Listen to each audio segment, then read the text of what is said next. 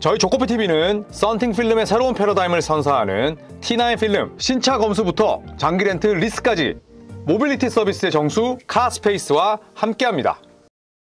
야, 얘는 도대체 몇 시야 지금? 몇 시인데 안 나와? 아이고 그냥 맨날 늦어 이게 뭐 와가지고 아니 뭐 그래 안내 왔어. 이제 버스가 안 오고 지하철이 밀렸어 진짜. 아유 조코피 농구 잘한다고 맨날 이렇게 늦으면 안 되는데 진짜로. A few moments later. 조코피 오늘도 늦을 거 아니야? 아니 뭐 일찍 온 적이 있어요. 뭐야? 벌써 와 있어? 한 대 뽑았어요. 시원하게. 네, 자 저희 조코피TV 구독자 여러분 반갑습니다. 저는 조코피TV의 조현일입니다. 자 오늘 브루클린 네츠 한번 이야기를 해볼까요? 네, 브루클린 네츠 이번 2025년 드래프트 신인 드래프트에서 1라운드 지명권이 5장이 있었습니다. 무려 5장. 그런데 이 5장을 단 한 장도 트레이드하지 않고 전부 다 신인들을 지명했습니다. NBA 역사상 처음 있는 일이었고요. 그만큼 브루클린 네츠는 지금 한창 팀을 재건하고 있습니다. 흔히 말하는 리빌딩 중인데, 자 그래서 그런지 인앤아웃이 이번 여름 정신없었습니다. 브루클린 네츠의 이번 오프시즌 행보를 정리하면서 다음 시즌 전망까지 해보도록 하겠습니다. 자 브루클린 이번에 트레이드로 영입한 선수 가운데 가장 빅네임이 있었죠. 바로 마이클 포터 주니어였습니다. 캠 존슨을 내보내는 대가로 포터 주니어와 1라운드 픽 지명권을 받아왔고요.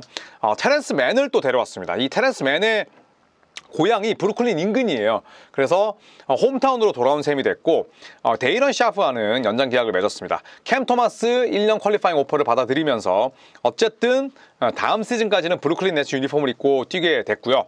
자이어 윌리엄스, 운동력 굉장히 좋은 윙인데 이 친구와도 재계약을 맺었습니다. 자 그리고 드래프트를 통해서 이고르 데민, 놀란 트라우레, 벤 샤라프, 데니 울프, 아도티로까지 영입을 했고, 그리고 트레이드를 통해서는 마이애미에서 헤이우드 하이스미스를 영입을 했습니다. 코비 버프킨, 애틀란타 출신이죠. 이 친구 데려왔고, 정 판보, 브루클린 네츠의 조차이 구단주가 아시아 시장에 관심이 많아요. 그래서 정 판보까지 영입을 했습니다. 자 떠난 선수를 살펴보면 주축들이 많아요. 캠 존슨 트레이드로 팀을 떠났고, 트렌튼 와포드 다재다능한 빅맨인데 자유계약 선수 자격을 얻고 필라델피아로 갔습니다. 디앤서니 멜튼 FA로 풀리고 골든스테이트와 구두 계약을 맺었고요. 리스 피크먼, 그리고 맥스웰 루이스, 키온 존슨, 토산 에오마는 이별을 택했습니다. 특히 키온 존슨 같은 경우에는 지난 시즌 브루클린에서 굉장히 많은 그런 기회를 받았었는데 그 기회를 살리지도 못했거니와 브루클린 네츠가 이번 드래프트에서 뽑은 1라운드 픽 5명이 전부 다 볼 핸들러예요. 그러다 보니까 키온 존슨에게는 설 자리가 없었죠. 뭐 초특급 유망주도 아니고 또 뛰어난 기록을 낸 것도 아니기 때문에 키온 존슨의 방출이 또 눈에 띄었습니다. 자 지난 시즌 요약을 한번 해볼까요? 지난 시즌 유타 재즈, 워싱턴 위저즈 정말 형편없는 성적을 기록한 팀들도 있었는데 브루클린은 초반에 캠 존슨, 그 다음에 데니 슈로더 이런 선수들의 선전 때문에 굉장히 성적이 26승 56패, 다른 팀들에 비하면 그래도 괜찮은 편이었습니다. 동부 컨퍼런스 12위였고요. 오펜시브 레이팅 28위, 그리고 수비 레이팅 23위, 페이스 28위. 전혀 특색 없는 무색무취의 농구였지만 그래도 25승 이상은 따냈습니다. 자 주요 지표는 뭐 좋을 리가 없죠. 네, 득점 29위, 리바운드 29위, 야투 효율 29위, 3점 성공률 25위.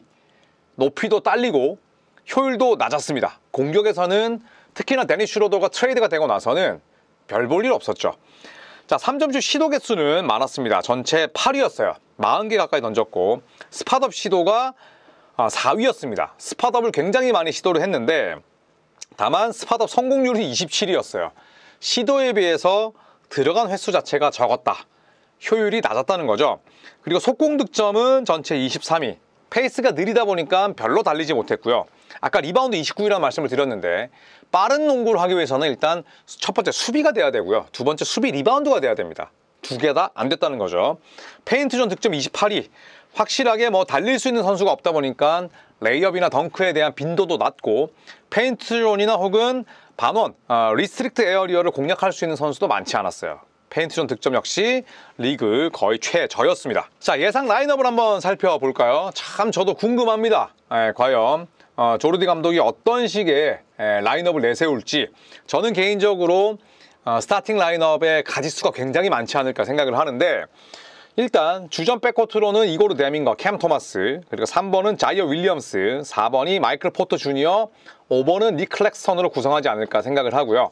백업은 놀란 트라우레, 그리고 캠 토마스의 백업은 테런스 맨, 스몰 포워드는 헤이우드 하이스미스, 그리고 4번은 지난 시즌 제법 중용받았었던 노아 클라우니, 그리고 5번은 이번에 연장 계약을 맺은 데이런 샤프로 구성이 되지 않을까 생각을 합니다. 로테이션을 놓고 봐도 거의 뭐 최약체 수준이죠. 팀의 확실한 구심점이라고 할 수 있는 선수가 없고, 캠 토마스, 마이클 포터 주니어처럼 수비는 못하는데 슈팅 던지는데 혈안이 돼 있는 이 두 명을 어떤 식으로 페어링 시킬 수 있을까, 이런 의구심이 듭니다. 자, 키 플레이어 한번 살펴보겠습니다. 저는 마이클 포터 주니어를 꼽고 싶은데요. 포터 주니어는 덴버 너게츠가 직접 뽑고 키운 덴버의 아들이었죠. 하지만 생애 처음으로 트레이드를 경험했고, 생애 처음으로 브루클린 네츠, 즉 덴버 너게츠가 아닌 팀에서 뛰게 됐습니다. 자, 지난 시즌 워낙 플레이오프를 망쳐서 그렇지 정규 시즌 때는 효자였어요. 거의 부상 때문에 빠지지도 않았고 18.2득점, 리바운드 7개, 필드골 50.4%, 3점이 39.5%였으니까 니콜라 요키치 효과를 굉장히 잘 봤다, 이렇게 말씀을 드릴 수가 있겠죠. 아마도 포터 주니어는 캠 토마스와 더불어서 야투를 20개 이상씩 던질 겁니다. 그랬을 때 포터 주니어에게 쏠리는 과부하가 건강 악화로 이어지는 게 최악이고요. 반대로 포터 주니어가 아주 높은 효율을 갖고 또 연건들의 성장세를 도우면서 또 출석률을 높게 가져간다면 그것이야말로 뭐 금상첨화겠죠. 그래서 포터 주니어에게는 거의 뭐 본인이 데뷔하고 나서 가장 높은 옵션을 가진 채로, 지닌 채로 뛸 수 있는 첫 해다, 이렇게 보겠습니다. 자, 두 번째는 캠 토마스입니다. 토마스에게는 굉장히 중요한 한 해죠. 왜냐하면 1년짜리 퀄리파잉 오퍼를 수용했기 때문에 일단 큰 이변이 없는 한 브루클린 네츠에서 이번 시즌을 마무리할 거고요. 그리고 이번 시즌을 통해서 본인의 주가를 높여야 이 시즌 끝나고 나서 퀄리파잉 오퍼를 받아들였기 때문에 비제한 자유계약 선수가 되잖아요. 그러면 어떤 팀과도 자유롭게 계약을 할 수 있습니다. 그런데 이 1년을 어떤 식으로 그 농사를 마무리하느냐에 따라서 캠 토마스의 커리어와 그 다음에 통장 잔고가 정해지겠죠. 굉장히 중요합니다. 자, 지난 시즌 31.2분 뛰면서 24득점, 3.3 리바운드, 그리고 3.8 어시스트. 어시스트 개수가 늘었다고는 하지만 기본적으로 패싱 센스라든지 혹은 플레이 메이킹은 여전히 갈 길이 멉니다. 뭐 그냥 까놓고 말씀드리면 평균 이하죠. 하지만 어떤 식으로든 림에다 공을 꽂아 넣을 수 있는 그 능력이 지금의 캠 토마스라는 이름을 만들었어요. 자, 지난 시즌 야투 43.8%, 그리고 3점은 34.9%였는데 그래도 공격력이 부족했던 브루클린에서 상당히 좋은 활약을 펼쳤습니다. 다만 이 캠 토마스 같은 경우에는 부상이 문제예요. 지난 시즌도 이런 기록들을 뭐 70경기 뛰면서 만들었으면 모르겠지만 지난 시즌 캠 토마스의 출전 경기 수는 25게임이었습니다.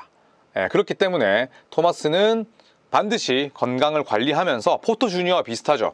연건들의 성장을 방해하지 않는 선에서 파생 효과를 만들어야지 캠 토마스가 지난 시즌처럼 그냥 내 볼륨을 채우기 위한 그런 용도가 첫 번째로 쓰인다면 캠 토마스 사실 브루클린 네츠가 기회를 주지 않아도 됩니다. 왜냐하면 1년짜리 퀄리파잉 오퍼를 수용한 선수와 소속팀은 사실 그 관계가 약간은 불편하거든요. 불편한 동거기 때문에 토마스가 초반에는 의도적으로라도 이타적인 플레이, 팀 플레이를 좀 해야 되지 않을까 개인적으로 생각을 합니다.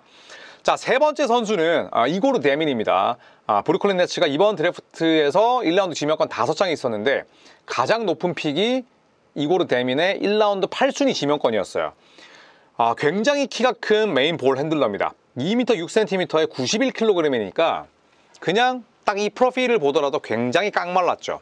실제로도 지금은 근육량이 좀 더 붙어야 된다는 이야기도 많습니다. 아무리 볼 핸들러라고 하더라도 1라운드 8순위니까 당연히 로터리 픽이죠.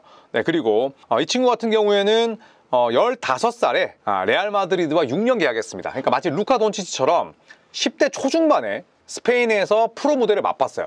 NBA에서는 루키지만 이미 유럽에서 프로 선수였습니다.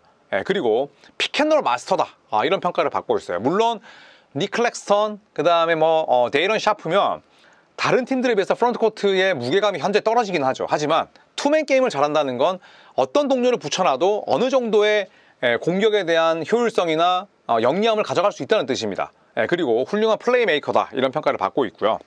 이고르 데민 같은 경우에는 뭐 그런 또 경력과 특징이 있기 때문에 저는 긁어볼 만한 유망주다 이렇게 생각을 하고, 브루클린 네츠는 어차피 메인 볼핸들러 옥석 가리기예요. 그리고 가장 높은 지명권으로 뽑은 이고르 데민에게 많은 기회를 줄 수밖에 없는 거죠. 자, 그렇다면 브루클린 네츠의 최고의 시나리오는 뭘까요?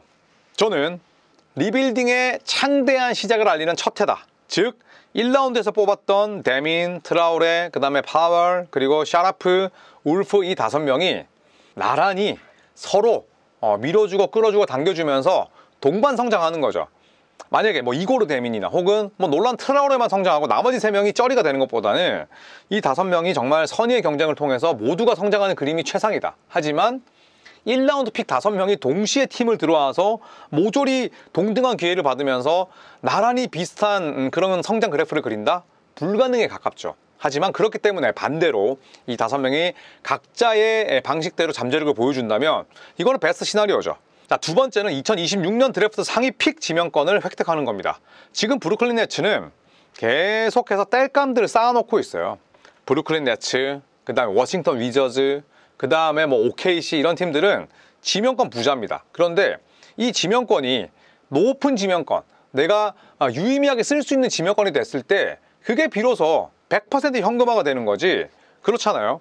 굉장히 많은 그런 뭐 재물, 뭐 재화, 보물들을 가지고 있는데 이게 제값을 받지 못한다면 이거는 사실 뭐 세미 빈껍데기에 불과한 겁니다. 그래서 2026년 드래프트 상위 픽 지명권을 획득한다면 금상첨화다 이렇게 볼 수가 있겠습니다. 자, 최악의 시나리오 한번 볼까요? 네, 최악의 시나리오는 이렇게나 많은 볼 핸들러를 뽑았는데 플레이메이커의 부재입니다. 이게 저는 브루클린 네츠 입장에서는 굉장히 깝깝할 거라고 생각을 해요. 전체적인 공격력이 뭐 떨어질 뿐만 아니라 캠 토마스와 마이클 포터 주니어의 난사 혹은 부진으로 이어질 수 있어요. 그런데 지금 브루클린 네츠의 플레이메이커의 후보들은 전부 다 그냥 풋내기들입니다. 그런데 이 풋내기들이 제이슨 키드, 뭐 루카 돈치치, 뭐 르브론 제임스 같은 급이 아니라면 베테랑들에게 소리 지르고 지시하면서 지휘를 잘 할 수가 없어요. 그렇기 때문에 저는 플레이메이커의 부재가 결국 최악의 시나리오로 갈 가능성은 대단히 높다고 봅니다. 그러니까 브루클린 네츠가 5명 중에 한 놈만 걸려라라는 식으로 뽑았던 이 드래프트의 저는 색깔 자체가 좀 이상했어요. 그렇기 때문에 좀 비관적으로 저는 바라볼 수밖에 없고요. 두 번째는 부상으로 시즌을 조기 종료하는 선수들이 많다는 겁니다. 자체 셧아웃이 아니라 부상 때문에. 이고르 데미는 족저근막염에 시달리고 있고, 네, 그 다음에 파웰은 무릎, 그리고 캠 토마스도 지난 시즌에 25경기밖에 뛰지 못했죠.